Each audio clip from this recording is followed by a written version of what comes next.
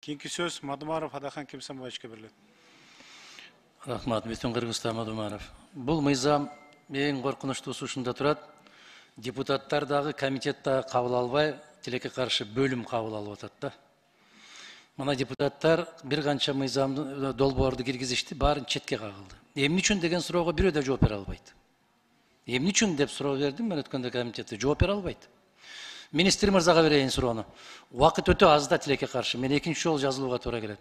Сиз айтыңызчы, мугалимдердин саясий иш-чараларга катышуусуна макулсузбу? Мен эчкандай саясатка мугалимдердин жана окуучулардын тартышуусуна каршымын. Баракелде. Уктуңарбы бөлүмдүн кызматкерлери, эксперттер? Депутаттар дагы ушуга макул, министр дагы макул, өкмөт дагы макул. Бирок социалдык комитеттин бөлүм башчылары макул эмес экен да, себеп алар акылдуураак экен. Уктуңуздар, урматтуу коллегалар.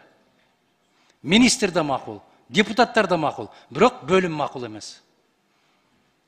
Ушундай бир башаламандык качан токтойт бизде? Экинчи суроо.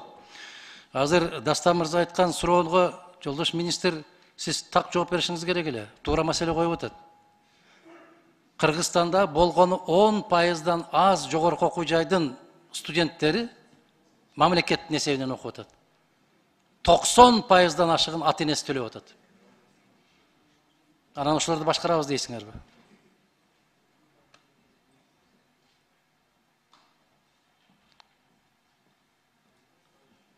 Adaхан Кемсанбаевич, бул боюнча биз позициябызды бердик, өкмөттүн токтомун айтып атпайм жогоруда. Буга корутундуубузду жаздык, бердик, сиздер аны менен таанышкансыздар. Жок, сиз эми ошого каршы экенсиз. Себеби эмнеден көрүп атасыз дегенимде? Өзү негизи биздин Кыргызстанда азыр силер дайындасаңар дагы аталасын чыгарасыңар, шайланса деле аталасын чыгат. Бизде коом ушундай азыр. Эки тарабын тең, минусу да бар, плюсу да бар. Бирок дайындаганга караганыңарда шайлангандагылардын минусу азыраак. Себеп сизге азыр толгон токой тизмелерди берет. Биздин партиядан, бизге чуркаган, бизге иштеген, ушуну ректор кылып кой деп. Бул бизнеске айланат. Ачыктан ачык сөз бул. Бизнес. Конкреттүү бизнес. Муну бизнеске айландырбоо үчүн колдон келген аракеттерди көрөбүз, Adaхан. Сизге чейин дагы көп аракет кылганда баары кетип калды да. Сизден деле келбейт ал. Коом ушундай деп атпаймынбы?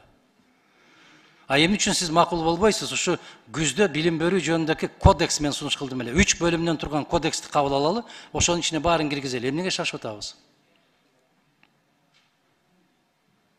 Шашкан жери жок, мыйзам негизинде келип атат. Улукбек Зулпукаровичтин мыйзам инициатору айтып атам, кирди, кароого кирди, биз дагы ошону колдодук, ошонун негизинде мыйзам жүрүп атат. Сиз кодекс сунуштасаңыз, убага келгенде анда карап, анда көрөлү чогуу.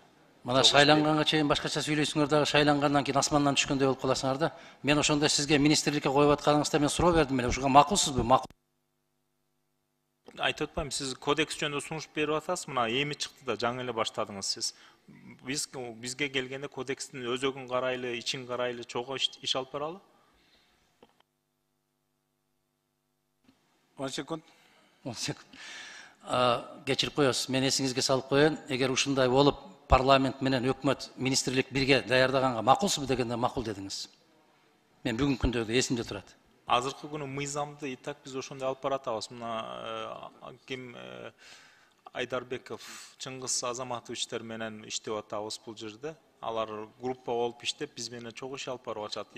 Дастан Далабаевич келди, Шайырбек Кыдыршаевич келди. Ал жерде ошо бир топ эмелер жүрдү, даярбыз. Эгер кандай сунуштар болсо, азыр талкууда жүрүп атат как раз. Бүгүн дагы атайын жумушчу группалар иш алып барып атат бул боюнча.